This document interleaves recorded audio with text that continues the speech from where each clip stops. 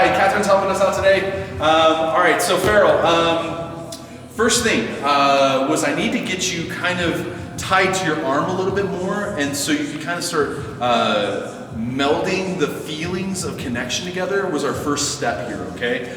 We went directly into a tuck turn right after this because it was a piece that showed itself, but ultimately what was happening is you were hinging away from your follower as you were trying to anchor yourself while giving them the space, which created a slack action in your connection, but it wasn't because you weren't keeping connection feeling-wise in there. Your follower was maintaining connection by retracting their framework because you weren't drawing out with enough intent.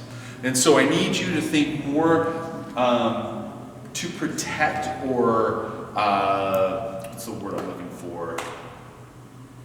Protect's not a bad one, but I'm trying to take care of the lady's shoulder. Yeah, I'm trying to encourage extension. Okay, and what happens is when I let things slack back in, she's going to want to pull on this. See, as I get closer to her arm's wanting to retract, right? And a lot of times because you'll let slack happen in the middle right there, there's a slacking action that creates the bending in the arm. This is just mismanagement of length. That's all it really is, and I don't think you're doing really anything wrong, but you are missing a huge opportunity for control. Not that you need to control every moment, but having the ability to feel music change in time will allow these moments to be used, okay? Where things like when I do a whip, or I start things that are here, because I have extension in these moments, I have the ability to adjust what I'm doing in time to them. So when I have extension here, I'm looking for how do I deal with this arm while it's here. Well, what you'll do is you'll give her the arm and then she's having to run away from it. Right. What I want you to do is I want you to maintain the length of the follower's arm and then feed the rope to the follower. Maintain the length of the follower's arm and then feed the rope to the follower. Maintain the length of the arm. No matter what we're doing, we're trying to maintain that length of the arm for our follower. And that's what was happening within your social dance that you showed me, was there was a constant slacking of rope. Now, was that the follower's concept and the way that she was moving? I don't want to say no or yes, because I think there's a lot of things that you can do in this that can also encourage extension, like that. Can you do that a couple of times for me? I will, but I want you to see what just happened. Right. When I asked her to dance, I didn't go, hey, would you like to dance? And then she would have to retract. Just do it without your flight for a second. Okay. If I give the hand here and she has to fill that space, it's going to give me a bent arm. And for you, you were giving connection away from me to go, hey, would you like to dance? And then she's bending the arms to hold position. What you're wanting to do is you want to get the follower to reach for you and give extension over there so that you're not having to deal with a bent arm after that. Okay? Because you push things ahead of you, the follower is constantly pulling back, but I want you to draw things back towards you. The same way when you ask for something, they give extension and draw towards you. If I went to go shake your hand right now, you'd want to come forward and give me your hand. But if I went to go chase the hand like this, you'd pull it back in your body, be like, whoa, what is this?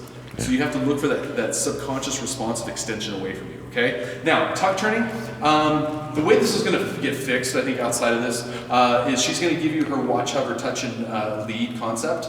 And so once you have that in your possession, you need to take somebody through that concept so you can find each of their shapes, all right? Now, to get your arm shape in order, what was happening is you were elevating the arm in this side, you were paralleling the connection as you were connecting to it. I have friends that teach parallel rotation for absorption of this, which only gives you one element of adjustment.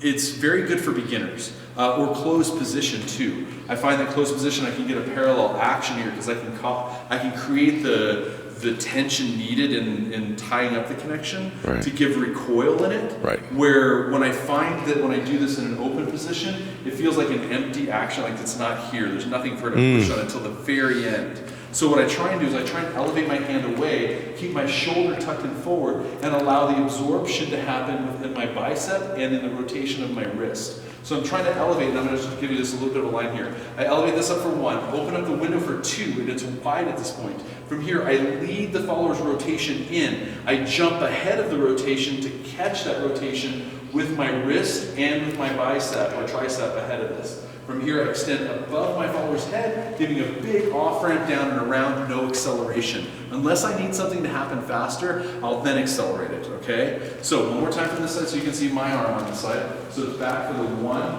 2, 3. Now remember, you were kind of staying in the position here, which felt almost too crowded.